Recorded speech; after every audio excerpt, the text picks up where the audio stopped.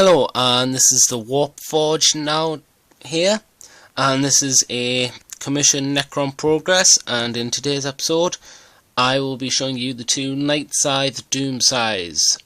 I'm saying both names because both weapons are interchangeable. I'll talk through the paint scheme. Now these ribs under here was basically Vigello's game colour, which was dark green, and then so that was base coated first. Then there was a dry brush of the Scorpina green from Vigello game colour. If we just give that a whirl, as you can see, all dry brush work. The bronze bits were from the Hammerhead copper from game colour. In fact, all the bronze pieces were Hammerhead copper from Vigello. Sorry, apologies for the finger. That went in the way of the camera. These blue cracks were basically the Games Workshop blue, which I do seem to have. Apologies for the wavy camera. Kildor Sky. Sorry, I can't pronounce things. I'm terrible for Games Workshop's awkward names. Kildor Sky for the Citadel base colours, which are blue. So it was basically base coat into the cracks, then dry brush of the electric blue from the Vigello game colour, which I always think makes a nice combination. Yep, it's called electric blue, just making sure. Then the red was of, now I used multiple reds. The dark red you see here is the old Citadel paint red gore, and it gives it a level of depth, so not everything's the one colour. And it's the same on the shoulder pads on the cockpit. Hang on, there we go, just be slow. Yep, the dark red there is the dark red is the red gore from the old Citadel paint. The bronze bit was Hammerhead copper. The blue bits were the electric blue. If I can just slowly turn the night scythe. Yep, blue, and the chest piece was the Kildor Sky blue, then a dry brush of the electric blue, then a base, well, extreme highlight, sorry, of the Skull White Old Citadel paint. The Resurrection Ball Orb thing, Navigation Orb I'll call it, because that's probably what it's called as well, was Kildor Sky with electric blue. The buttons and the pad were of lead belcher metal. In fact, all the metal pieces were lead belcher metal from the new Games Workshop Citadel paint range. Oh, apologies. The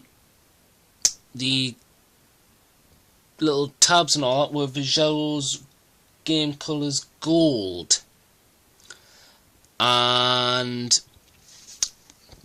we'll move on to these green parts on the Necron Scythe. Basically it was Vigello's dark green base coat. Then I tried doing a dry brush of it, but just didn't seem to work, so I did an extreme highlight of the Scorpina green from also Vigello game colours.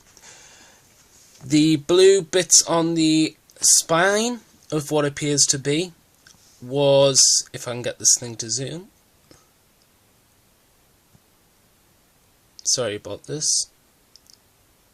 Yeah, well, the spine, the blue bits on the spine are exactly how I painted these blue bits in the cracks of the French croissant, and it's exactly the same for the little things in here, just Kildor blue sky with electric blue.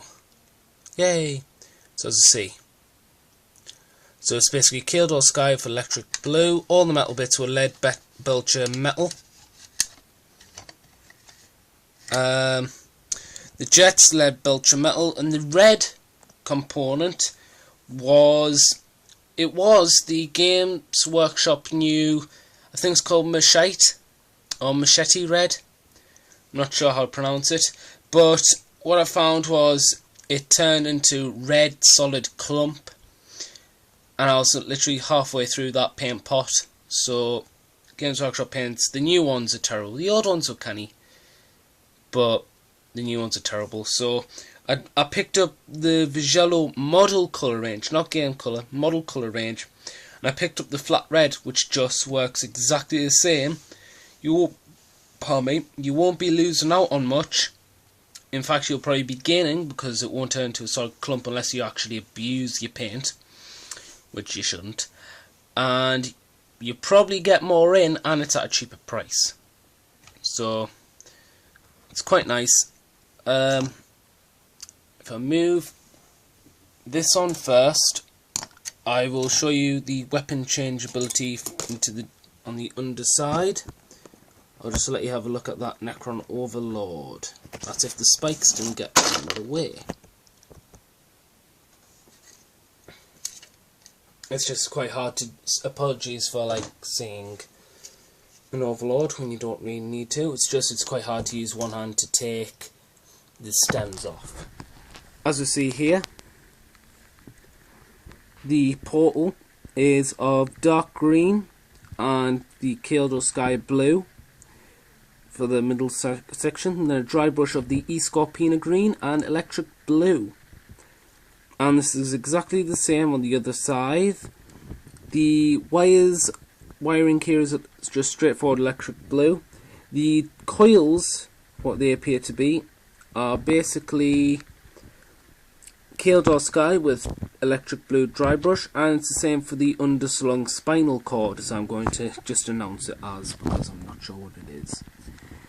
The metal parts, yes, let's get them. They were lead belcher metal, and the little blue cracks inside were just a straightforward electric blue.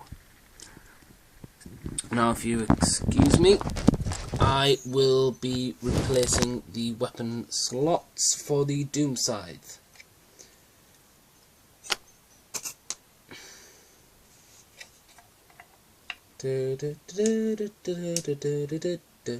There we go.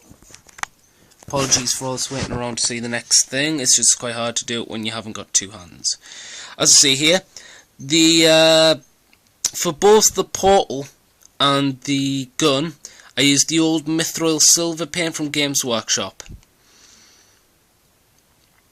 That was for the portal as well. The bronze bits were hammerhead copper, and the wiring here was Kael'dor Sky, and then in the little cracks at both edges were electric blue from the Vigello game colour, and the centre was hammerhead copper. The blue wires were basically, apologies for all the shadows, it's quite hard. That's if I could zoom in. Yeah, it's very annoying when things don't zoom in, but you can see roughly the shape. The wiring is of Kael'dor blue, and the hammerhead copper for the little rings and attachments to them. The crystal here was basically Kael'dor Sky with a heavy dry brush of electric blue. I'm tongue twisting myself now. And the little circles there I've just painted, and the cracks in between I painted electric blue, just solid. The cracks here, same as red gore, same as the top really. And that is the first Night Scythe Doom Scythe. If I can just grab the stem for a second. Boop. The stem has been based with...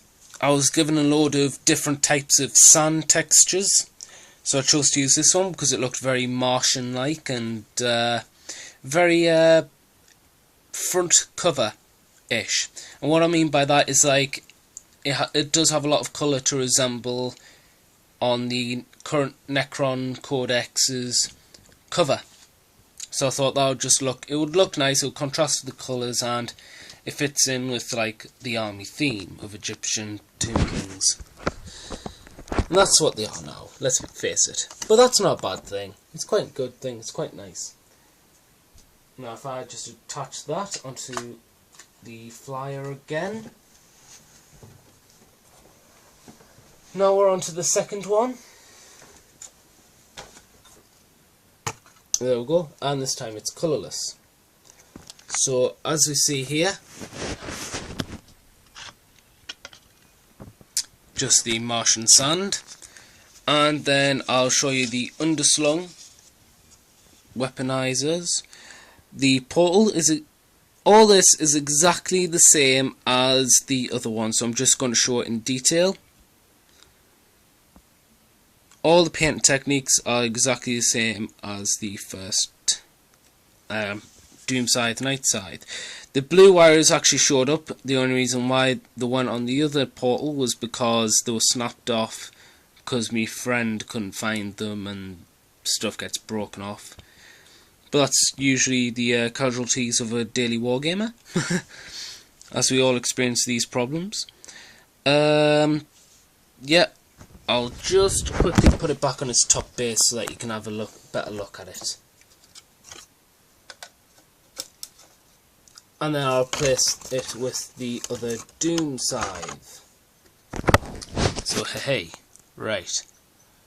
This was the first Night Scythe Doom Scythe that I painted, so I'm doing a bit of a reverse. So the second one I showed first on this video, and the first one I painted I show last. Save the best till last, as they say. Yep. As you see there, there's the pilot with the gold buttons. That's if this would zoom. There we go. The greens are the same, the guns are the same, the panels are the same, the cracks, well, the side things, I'm not sure what you call them. I think I'll just call it the bodywork. Bodywork, the same greens as I explained last. The green Necron parts are the same. These bits for the exoskeleton rib spinal cord things are the same as I've described in the first scythe. Nothing much, nothing different. Yeah, that one's a bit cocked. The weapon barrel, but that's how it was given, so I just had to paint it. And now I'll just quickly take off the weapon slot. Very quickly.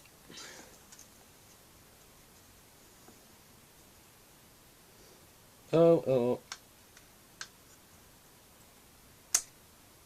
Phew. See, I thought it was like all stuck together by its paint, but luckily it wasn't. And there we go. And this was the first. This was also the first weapon attachments I also did. So if we take a look at it now, everything's gone all angled. I'm not gonna do flip undersides like I have. It's all painted exactly the same. It just looks nice. Sorry, shadows are getting in the way, so I have to end up looking a bit like a Jenga puzzle. Yep, that's so far. I apologise for all the shadows, and I apologise for all the wavy camera, and I apologise for the blurriness.